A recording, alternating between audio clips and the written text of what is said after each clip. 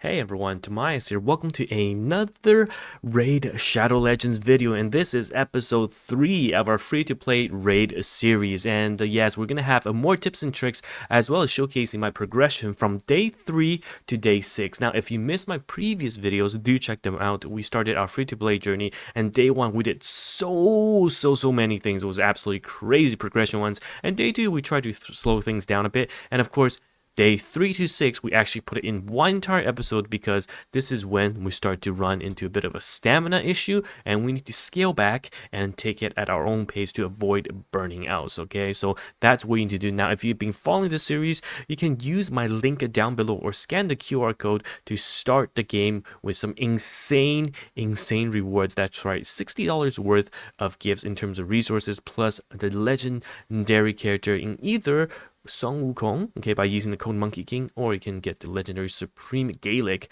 by using the code Supreme 6, one of the two. And of course, day 7, as you can see, we are approaching Alice the Wanderer, the character that everyone will be getting for free by just playing the game for 7 days. So that's super important. Not to mention, my code will also give Zargala as well. So that is going to be a very optimal start. Now, a couple of things. Progression wise, as you can see, we are trying to get our Kael to level 60. He is level 50 right now, 5-star, fully ascended. And we are just farming the fodders essentially. You can see I've got a 5-star fodder, and then 2 max level 4 stars, and then 2 near max level 4 stars. And then the rest is just going to be, farming the 4 stars, maxing level the 3 stars, and then getting them ready to be used as food in order to feed our Kael to max level. So things are looking good. Okay, we're making progress, but of course stamina is a bit of an issue, and don't let your stamina over cap. Okay, so that is definitely one thing. Now, one particular event that is going to be happening pretty much for the next long while, couple of weeks, 2 weeks and 4 days,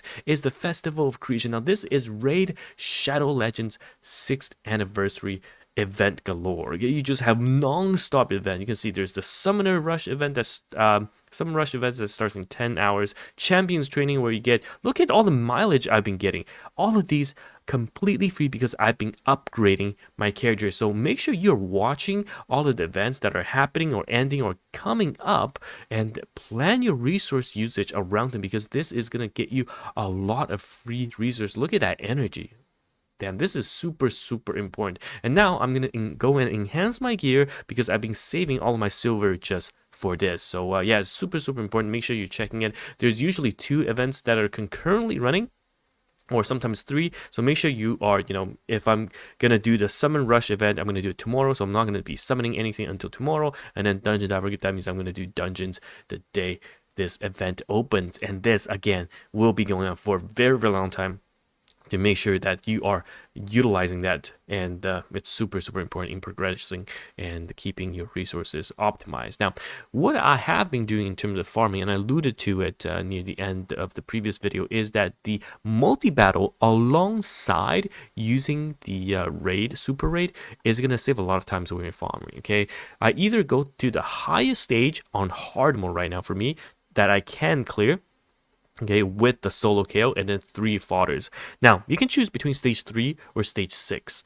Stage 3 is where you drop shields and you sell them for a big amount of silver. So that is a silver farming stage. Stage 6 gives the most EXP, but sometimes you can't clear with 1 Kael. So it's up to personal choice. I've been farming stage 3 for quite a lot, and you can see if I turn on super raids, which means that it's double the reward in one run, it'll cost 12 instead of 6, right?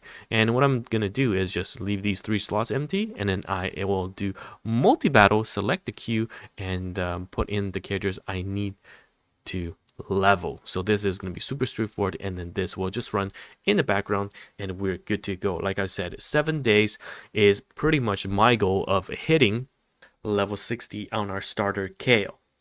And while you are clearing campaigns or even fighting bosses, one of the biggest power spike you can offer to your characters is going to be through the mastery system. Now, it's a bit different than the equipment where, of course, you are free to swap and you can upgrade them, but the mastery system is tied to the character. Okay, you can see if you open up masteries, you will be using scrolls to unlock all of these. And of course, you can reset this. So let me just tell you right off the bat, yes, you can reset. The first time is free, but then it'll cost resources. And I highly recommend you to spend 800 of your hard-earned gems and unlock this for Kael initially, okay? Later on, of course, you can farm these scrolls as resources, but to start, I highly recommend you just to spend those 800 gems to unlock the mastery. And if you go on the interweb and just do a quick search, you'll find there's a variety of PvE masteries for Kael, of course, and we are going to take a look at the general PvE, clan boss, and campaign farmer mode. Now, the campaign farmer mode you can see is very different than the PvE and clan boss,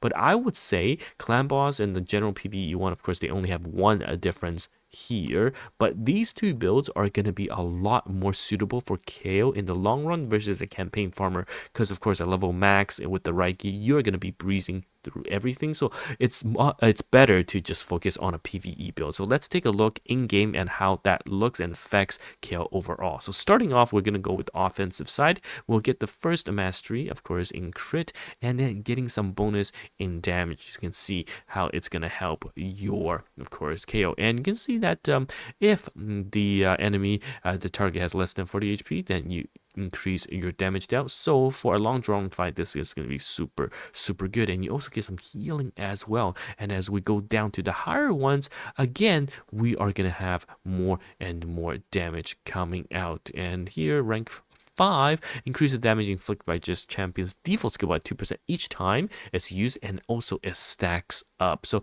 these are all fantastic. I won't add it for now because you can see this is at limited and finite resources. We definitely want to look at the support side too. So with support, we're going to add some accuracy, and you'll note that when you go down this route, right, you're foregoing the defensive route because you can only unlock 2 branches. And here's the reset I'm talking about. And because I've done it once already, it's going to cost some gems once you reset. So of course the first time you can play around with things, but once you're sure of a build, don't change it too much, okay?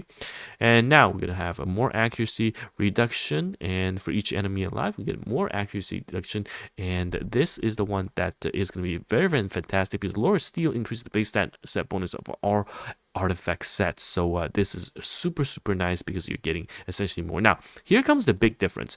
Do you want the cycle of magic, which is really good for clan bosses because you essentially have a 5% chance or decrease the cooldown of a random skill at any time, which is massive?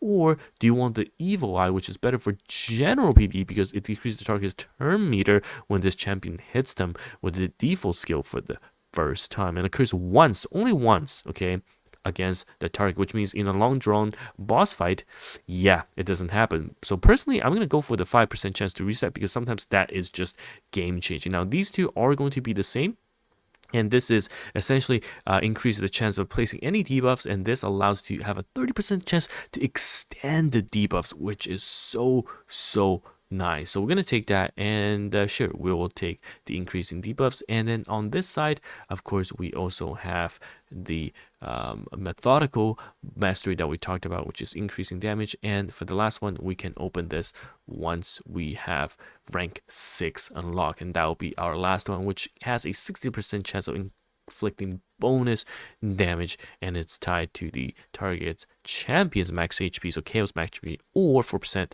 of the boss HP, okay, and once per skill, and does not count as extra hit. So this War Master, of course, is going to be a massive one when it comes to bosses, but everything else we have maxed, so this is a very good build. And now we are going to go back to campaign, start farming things up, and this has been able to greatly upgrade our power level. And there we have it. So as the auto battle is running in the background and we're farming the fodders and getting our characters ready to be fed into our low 50 Kael, hopefully by tomorrow when we get our Alice the Wanderer, Kael would have enough fodders to upgrade him to level 60 6 stars. This will be our very first 6 stars, and of course this is on day 7, and we're taking a very free to play casual route, okay? If I were to spend any money to push my progression or to purchase stamina in order to maximize my ability, and then I would get much further. So anyhow, let me know your thoughts, and don't forget you can use my link down below or scan the QR code to get a awesome epic champion in Zargala, not to mention $60 worth of resources to help you push through your progression, alongside the code you can use to redeem either Stone Cone through Monkey King or Supreme Gaelic in Supreme G alongside the legendary hero Alice. And thank you once again for watching this video, and I'll see you in the next episode. Goodbye now.